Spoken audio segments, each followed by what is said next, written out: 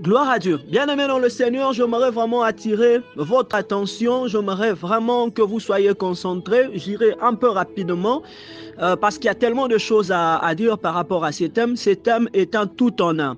Étant tout en un, c'est-à-dire c'est un instrument à plusieurs fonctions. C'est un thème qui parle de beaucoup de choses. J'aimerais d'abord commencer par expliquer le contexte de cette histoire.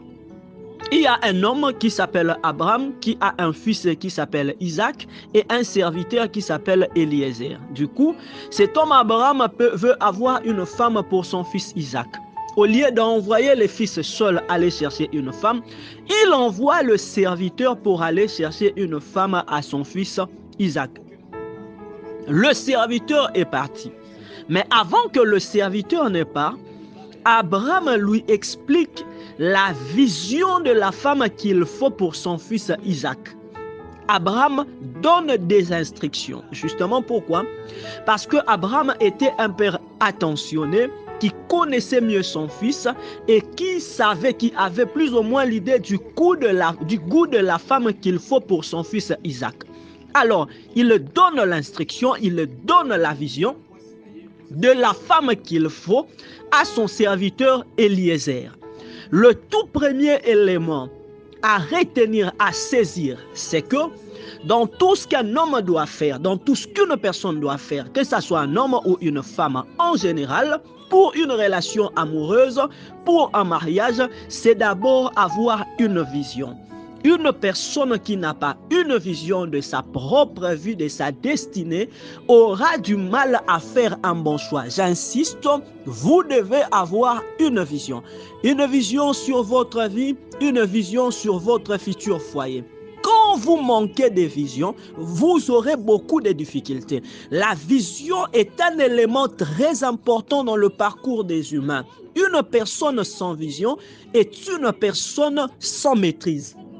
Une personne sans vision est une personne sans avenir. Une personne sans vision est une personne sans objectif. Une personne qui n'a pas de vision par rapport à sa vie, par rapport à son futur foyer, il aura aussi du mal pour faire un bon choix d'un bon partenaire. Vous devez déjà savoir, bien aimé dans le Seigneur, que lorsque même Dieu veut marcher avec une personne, la première chose que Dieu va donner à la personne, c'est une vision. Vous voulez avoir un bon foyer, vous devez avoir la vision. Vous avez besoin d'avoir une bonne vie, vous avez besoin d'avoir de l'avenir, vous devez avoir une vision. Sans vision, vous allez manquer de base. Sans vision, vous allez manquer de directives. Sans vision, vous allez manquer de discipline. Sans vision, vous n'allez pas avoir l'idée de ce que vous devez faire ou de ce que vous ne devez pas faire. Quand vous avez une vision, c'est-à-dire quand vous avez une idée de ce que vous voulez, vous allez aussi avoir l'idée de ce que vous pouvez recevoir et de ce que vous pouvez refuser. Quand vous manquez une vision, vous risquez de tout accepter. Quand vous manquez une vision, bien aimé dans le Seigneur, la plupart des personnes qui ont du mal à faire un bon choix, ce sont des personnes qui manquent de vision. Par manque de vision, vous allez tomber sur des personnes qui n'ont pas la nature qu'il faut par rapport à votre vision. La vision vous donne la direction à prendre. La vision vous aide à avoir des disciplines. La vision vous aide à faire un bon choix. La vision vous permet d'être sélectif dans votre vie. Beaucoup de gens qui mènent une vie sans orientation, qui ramassent tout, c'est seulement parce que ce sont des personnes qui manquent de vision. Vous êtes marié. Si votre foyer manque de vision, vous allez remarquer que même vos finances ne seront pas gérées. Vous ne saurez pas quoi faire avec votre argent parce que vous manquez de vision. Une personne qui reçoit 100 000 $ et qui ne sait rien faire de ces 100 000 $, qui commence à faire des dépenses avec des choses qu'il n'avait pas prévues, c'est une personne qui manque de vision. Vous devez comprendre que tout ce qui vient après les visions dépend de la vision. Et si vous faites des choses qui sont en dehors de votre vision, vous échouez par rapport à votre vision. La vision que vous avez vous permet d'être objectif, d'être sélectif, d'être discipliné, d'avoir de principes. Bien-aimés dans le Seigneur, beaucoup de gens échouent dans le choix. Ce n'est pas parce qu'ils manquent de qualité. Ce n'est pas parce qu'ils ne sont pas beaux, ce n'est pas parce qu'ils manquent de moyens, bien-aimés dans le Seigneur. Le moyen que vous avez sans une vision, sans objectif, ne vous mènera à rien. Ce n'est pas l'argent qui fera pour vous un choix. Ce n'est pas l'argent qui fera de votre foyer un foyer stable. L'argent ne donne pas la stabilité. L'argent entre les mains d'une personne sans vision est un danger. Si vous voyez beaucoup de gens, il est devenu riche, il commence à avoir des femmes par-ci, par-là, c'est un défaut de vision.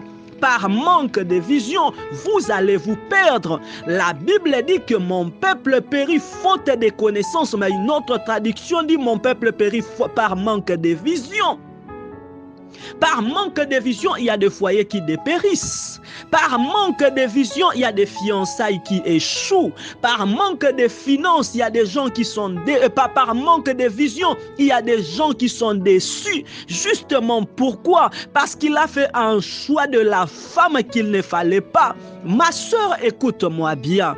C'est bien beau de faire le choix d'un homme qui est beau, d'un homme qui a des tablettes de chocolat, qui a de la masse. Mais c'est encore mieux de faire un choix d'un homme qui a une vision. Car une personne qui a une vision finira par produire quelque chose. Mais une personne qui a quelque chose et qui manque de vision finira par perdre la chose qu'il a dans sa main. Mon frère, écoute-moi bien. Être un homme, c'est avoir une vision. Être un homme, c'est être un guide.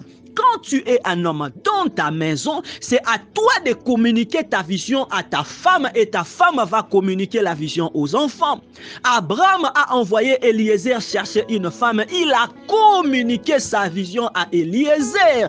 Bien-aimé dans le Seigneur, vous échouez souvent par manque de vision. Ce n'est pas que vous manquez de dons, ce n'est pas que vous manquez de capacités. Il y a même des ministères qui échouent par manque de vision. Tu as un don, mais tu n'as pas une vision. Tu sais prêcher, mais tu n'as pas une vision. Tu peux guérir les malades, mais tu n'as pas une vision. Il y a une véritable différence entre les potentialités que vous avez et la vision. La vision donne de la valeur au potentiel que vous avez. La vision donne de la valeur à l'argent que vous avez. La vision donne de la valeur à la connaissance que vous avez. Vous ferez toujours un mauvais choix à chaque fois que vous manquerez une vision. Je veux clôturer par la pensée de la vision en disant ceci. Quand vous avez une vision, même vos finances seront gérées avec beaucoup de précision.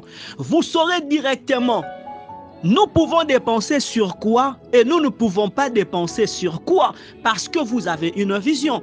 Quand vous avez une vision sur votre vie, vous saurez quel genre de femme vous pouvez prendre et quel genre de femme vous ne pouvez pas prendre. Une personne qui a une vision par rapport à sa santé, cette personne-là saura qu'est-ce qu'il peut manger et qu'est-ce qu'il ne peut pas manger. La vision nous donne la discipline. Et pour qu'un choix soit correct, le choix a besoin de la discipline. Mais il ne peut pas avoir de la discipline si on manque de vision. Quand tu as une vision sur ton foyer, tu sauras les choses à interdire et les choses à ne pas interdire. Si tu as une vision sur ton foyer, tu sauras quel comportement imposer et quel comportement n'est pas imposé. Si tu as une vision sur ton foyer, tu sauras même quelle qualité d'école tu peux scolariser tes enfants parce que tu as une vision. Par manque de vision, nous avons une vie mal gérée, mal orientée. La première chose qu'Eliezer avait besoin pour faire un bon choix d'une femme pour Isaac, c'était avoir une idée, avoir une vision. C'est pourquoi lorsqu'il a prié, il dit: Seigneur, fais-moi rencontrer aujourd'hui ce que je désire. fais-moi rencontrer ce que je désire. Je ne peux pas faire le choix d'une femme lorsque moi-même je ne sais pas quel genre de femme je désire. Tu ne peux pas accepter un homme lorsque toi-même tu ne sais pas quel genre d'homme tu désires. Tu dois d'abord avoir un désir dans ton cœur. Ainsi la Bible dit, il te donnera le désir de ton cœur. Si toi tu fais de l'Éternel ses délices, mais quand tu n'as pas le désir de ton cœur, même si tu fais de l'Éternel tes délices, il te donnera quoi? Parce que tu manques de vision. Le mot désir veut tout simplement dire pensée, souhait ou soit vision. Même Dieu, lorsque tu t'approches de lui, tu dois désirer quelque chose. C'est pourquoi le Seigneur Jésus posait la question, que veux-tu que je fasse? Tu dois désirer quelque chose pour faire un bon choix. Tu dois désirer quelque chose pour former un bon foyer. Tu dois avoir une vision. La première chose, dans le choix de Rebecca comme bonne épouse pour Isaac, la première chose, c'est la vision.